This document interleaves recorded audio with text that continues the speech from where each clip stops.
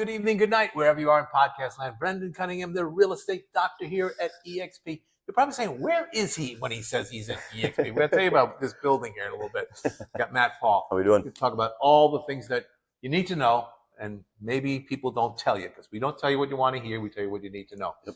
We're in this building. It's 38,000 square feet, and this is where we kind of plant our flag when we're not out there selling houses. When we're going to the office. This is when we go to the it looks like a warehouse, because it is. It's a converted warehouse, and they're converting, I think, 15 of these things in the downtown area of Buffalo. Mm-hmm. And because we're members of EXP, we get to use offices all over the world. And this just happens to be one of the places that we use. Mm-hmm. Like if we were in Rome, Italy, we have an office. Yeah. In New York City, we have offices, probably 20 offices. Yeah, a lot more in there. Yep. Yeah, so they just give us a place that we can plan on. Because in most cases, if you ask the average real estate agent, they're going to say, "Here's my office." Yes. Yep. Because we're always in motion. Yep. And that's part of our thesis here. We're always in motion. Yep.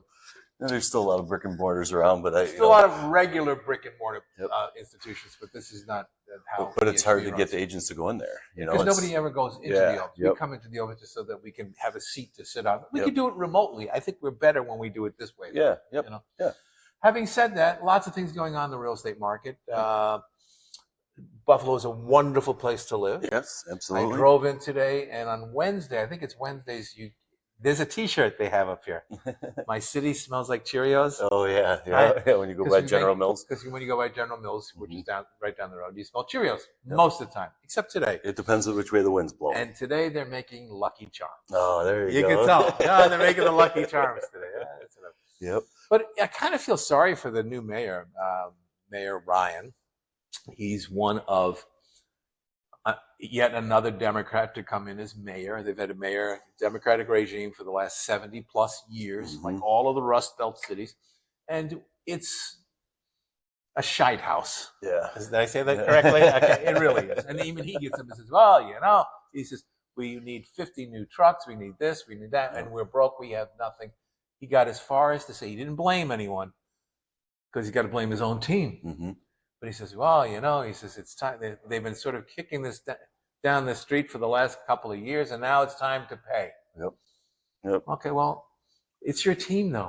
Yeah. I mean, we need a different team. Yeah. Yep. It's pretty simple. I feel it's one of the annoying things.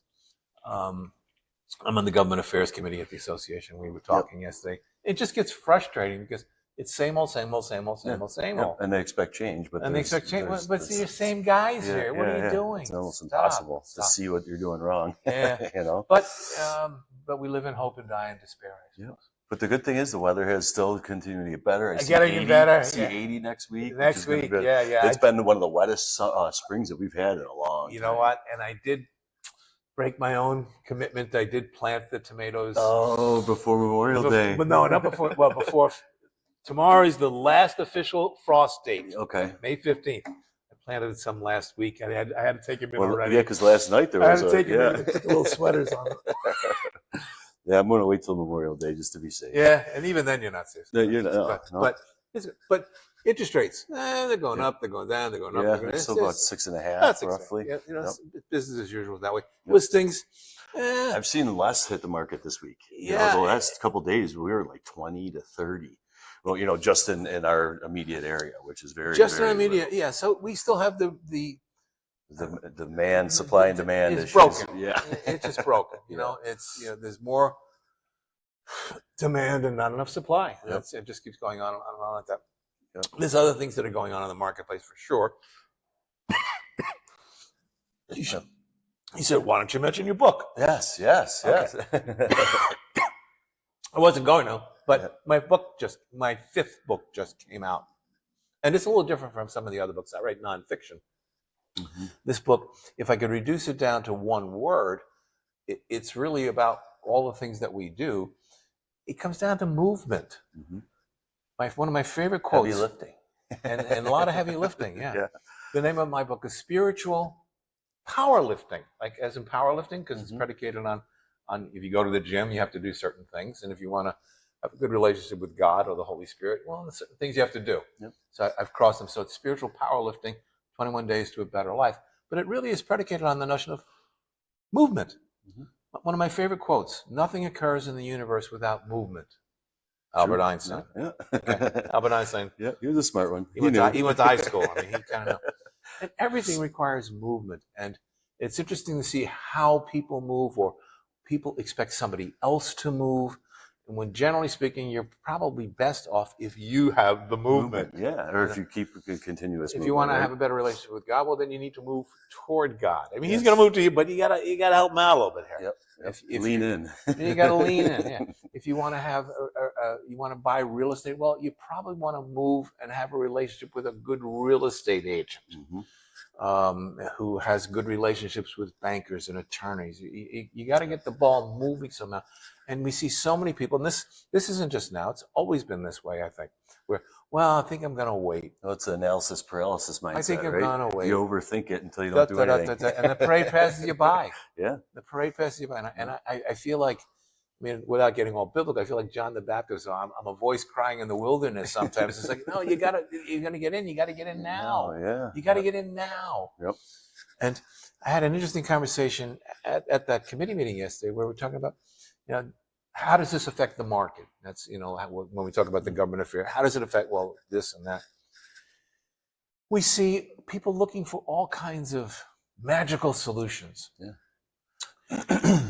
There really aren't a lot of magical solutions. There are strategies. And one of the strategies that was pointed out in a blog recently was co-ownership, where maybe you can't afford to buy something, but we can afford to buy something. Yep. That was standard bill of fare when I first got in the real estate business, Really? when interest rates were 18%. Yeah. You had to do something else.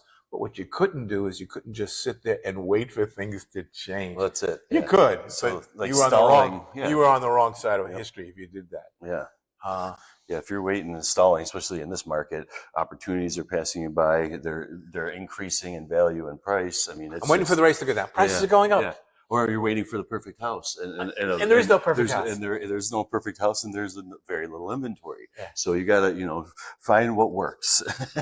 Find what works. Yeah. The other thing is, I said, and something that always puzzled me about Western New York, everyone always says, well, you don't understand, our market's different, which is usually a lot of nonsense, because most markets are very much the same. There's a couple of little tweaks, and pricing may be different. But there is a peculiarity in the Western New York market, and I understand it, but I don't understand it. And that is, in every other market that you go to, people will use condos as starter homes. They're also using to trade down, at the end of the day, get rid of the big house. Yep. They do that here, but they don't use them as starter homes here. Yeah, no. They just don't. And I was talking to one of our teammates, and he says, well, the reason is because you don't get the appreciation that you do on a townhouse in a regular house. Here, that is true. That is true. Yep. That is true. Yep. I will concede that. Yep. But let's also concede something else. Is it better than renting? Yeah. Yeah. Absolutely. See, I think it's still better than renting. Yeah. And when they talk about appreciation, historically in Western New York, they weren't talking about double-digit appreciation. No. We had that for the last couple of years. But it was, if you got your 3%, you got a lot. Yeah, you're winning. So 3%, I mean, so does the condo market get 3%? Yeah, or maybe they get 2%. Whatever. Yeah. But it's still better than renting. Absolutely. Yep.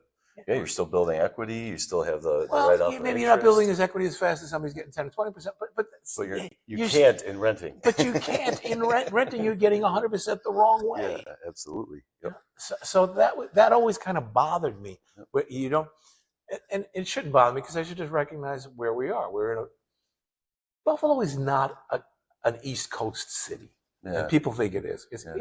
It really feels more like a Midwest town. Yeah. It's much more like Indiana, frankly. And once you get into the heartland, things get very conservative. Yes, yep. They just do. Very the way rural. people they think more rural than they do urban. And so that's a peculiarity in our market. If I rubbed a magic lamp, could I change it? I don't know. I don't have a magic lamp, so the question's moot. But that is an interesting fact that, I mean, a lot of first-time homebuyers aren't getting into condos like you would think that they would. Get into something, man. Because just get out of what you're doing. Around here, to get into a condo, say you want to go into Williamsville, because there's a lot of condos in Williamsville that are affordable and under 200 or under 200. That's how you get into a good school district. Rule of thumb. When I wrote my first book, because I just said the other one just came out, which I don't even have a copy of yet. Yeah, The latest. That's number 5. Yeah. Okay, but the first one was about real estate, and I talked about a lot of the things that we talk about here on the show, because some things just don't change. Yeah. No. Supply and demand. It's an adversarial transaction. Caveat emptor. Caveat vendor. What seems to change the most are laws. They keep adding laws, regulations and laws, regulations and laws, regulations and laws. And we're seeing a lot of regulations and laws. And what has changed as a result of that is, hasn't really impacted here in Western Europe, but in some of the other parts of the country, are the mergers and acquisitions. The big companies. Realogy became something else, and now it's Real or Anytime, or I don't know what it is. Compass bought Real, and even EXP. We just acquired another company. And next door, I believe. Something, yeah. And it's like there's so many of these. It's like you start to lose track of them. Or at least I do. But in our case, it was a merger, and we picked up another 5,000 agents. Why is that? Well, because I think if we could say one thing for sure, these are uncertain times. Absolutely. Okay. And I actually teach a course on selling real estate in volatile times. So my course is really appropriate right now. But yeah, we're in sort of a fluctuating time, and people will gravitate to what they think is stronger than them. They don't want to be weak and get killed and put out of business. And we see that. We see COVID put a lot of companies out of business. Absolutely. COVID for us was a stroke of wonderment, because prior to us joining EXP, our fearless leader, Joel Husvar, he had a company that was already ready for the post-COVID world. He had all the technologies in place. And a lot of the big mergers and acquisitions right now have to do with companies that are offering technologies. Yeah, so they're trying to acquire better packages. They're trying to catch up. They're playing catch up where we're already there. We're leading it. And this is where the pros go, as we say, to really do their business, because we're adding the tools that we're just improving on our tools. You guys are finding tools and training on them. And training on the tools. So that part is very different, and I don't see that part changing over the next 5 to 10 years with AI and this and that. And I think we'll see, though, the change with the Zillow, because of the Zillow and rocket companies, how they're trying to do the pocket listing sort of thing. And I have a feeling that we're going to see, the exposure that everyone has to information and to the market. I think that we're going to see, it's going to be challenging. I don't know if everybody's going to be able to see everything as we have in the past. And not sure. Yeah. And Matt he used the term, an insider's term, pocket listing. Okay. Pocket listing, one of the few things that you learn when you first get in the real estate business, like day one, is pocket listing, the work of the devil. You don't want to do that. And yet, what we're seeing is with some of these innovations or technological advances is, it's almost like they're encouraging us to go to pocket listings. Yeah, well, what it feels like to me, I'll tell you what a pocket listing is. Yeah, but it feels, we are the listing agents and the agents that are on the ground getting the listings to put into the system. It's their information, right, that they're putting in. We broker information. That's what we really do. Yep. And then the Zillow, they'll take your listing and then sell it to other realtors to try to get them, as buyers agents, and to get a percentage of that sale. So I've always, thought that Zillow was, against the agent. Work of the devil. Yeah. Yep. Not good. So when I see these, them having the ability to have a format on their platform that allows listings to go in that aren't even on the market yet for only certain people, that's not good for anybody. That's it sounds like intuitively it's just not a smart thing to do. But they're holding the information and they're making you pay for it. And it's anti-consumer. Pocket listing, historically what it was is we are members of the multiple listing service, and we share information with all of the other agents. The purpose of a multiple listing service is to grant universal cooperation with others. I have this information, I want to share it with you. It's all there. If I don't put it in the system, it's like I'm trying to cut him out, and maybe I'll sell it myself, and maybe I can get a double dip, as they call it. I can list it and sell it. And you could see where that could be problematical. And frankly, if you do it in most associations, if they catch you doing what they call pocket listings, there are fines and censoring, and it wasn't a cool thing because it's counterintuitive to the whole premise. Yeah. Yep. For your clients, for the other, everybody that's in the industry. And then as of August 17th, 2024, a big change to that whole system was the multiple listing service granted universal cooperation, but it also universal compensation was discussed. So I'm going to pay X to everybody. I'm going to pay Y to everybody. And now they've taken that piece of the puzzle out. So it's like, we don't know what the compensation is. Yep. So it's a little bit more of a guessing game. And that brings other issues and challenges. Maybe the buyer can pay for the brokerage fee. I don't know, a lot of buyers don't want to do that. Yeah, I don't know a lot that can. That can. I've done it like maybe once in 40 years where somebody actually did that. And that was a really I did too, and it was an investor. They're very strange there, but it's not for the average sale person. by owner. But because the government always gets these ideas that we want to protect people, sometimes they protect them in ways that harm them.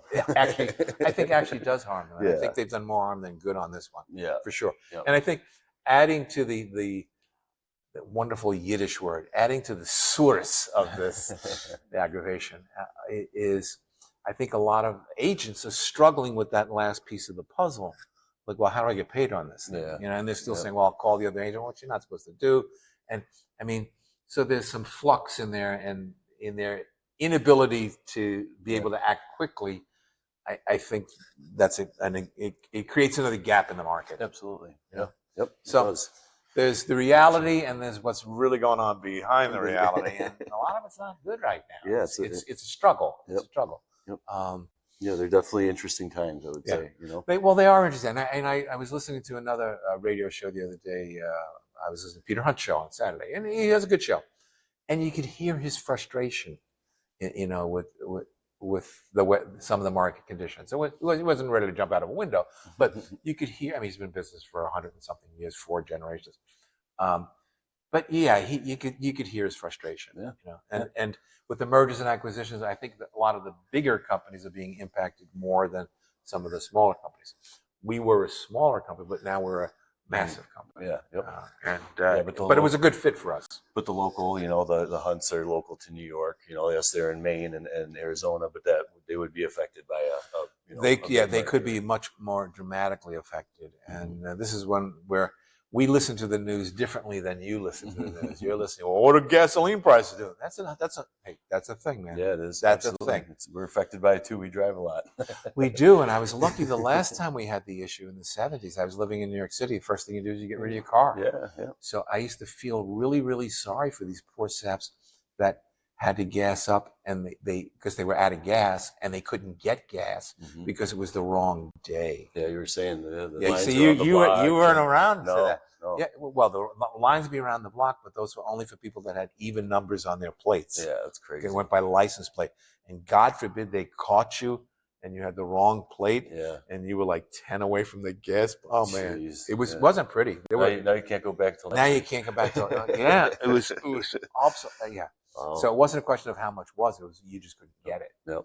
And a few guys have spoken about that. If it goes to $10 a gallon, that's one thing. Yeah. But you got to be able to get it. Well, a friend of mine just traveled out to Ohio this past weekend, and he said that it's close to $5 or at $5. It's more expensive there in Pennsylvania and Ohio. Yeah, I don't understand that. I used to get gas when I got out of New York. It was cheaper. It was always cheaper. Well, now it's more. So I think that what that says though is it's coming up, right? We're probably going to be coming to a neighborhood near you. Up over 5. We're close to it right now. I mean, obviously this thing can't go on forever. No. It's only a small country, and they bomb. There's nothing left to bomb. I mean, I don't know what they're bombing. Yeah, I know. Yeah. And the Straits of Hormuz just keep getting locked up. Yep. They're going to fix it, and hopefully they get it fixed sooner rather than later. Yep. Just because. Yep. Everybody's paying more right now. Well, yeah. I mean, see, like in Italy, they're used to paying $8 a gallon, and they have been for. They do it, by liter. They do it by liter, but when you add up the liters, it's over $8 a gallon, and it's been like that forever. Yeah. When I lived there, I think it was like $5 a gallon. This was in 2004. Okay. It was expensive. Well, I've been going. Yeah, I've gone to Italy 3 times in the last 5 years. And it's been $8 every time I've gone. Crazy. But it's by the liter, and but you don't drive as. only the tourists drive. Yeah. You know, Yeah. and you got to be pretty well off if you're a tourist to drive, because it's cheaper to take the train, Yeah. unless you go to places like I go to Abruzzo, where the train doesn't go to all the little towns. You got to get out, and then You got to go out. You have to get to the little mountain towns. You have to have a car. Yeah. But they don't. Yeah, they're not commuting like we are. No. You know, the poor saps on Long Island that are driving 60 miles every Oh. day, in bumper to bumper traffic, and then they can't get gas. Oh, Stop. yeah. That's why I don't want to live on Long Island. Yeah. Nope. But, Those days are in the past. but I like it here. So, what other things are going on that we need to know about? Yeah. Tell our friends. Yeah. So please like, follow, subscribe. Thank you for tuning into our show. Let us know if you have anything you want us to address.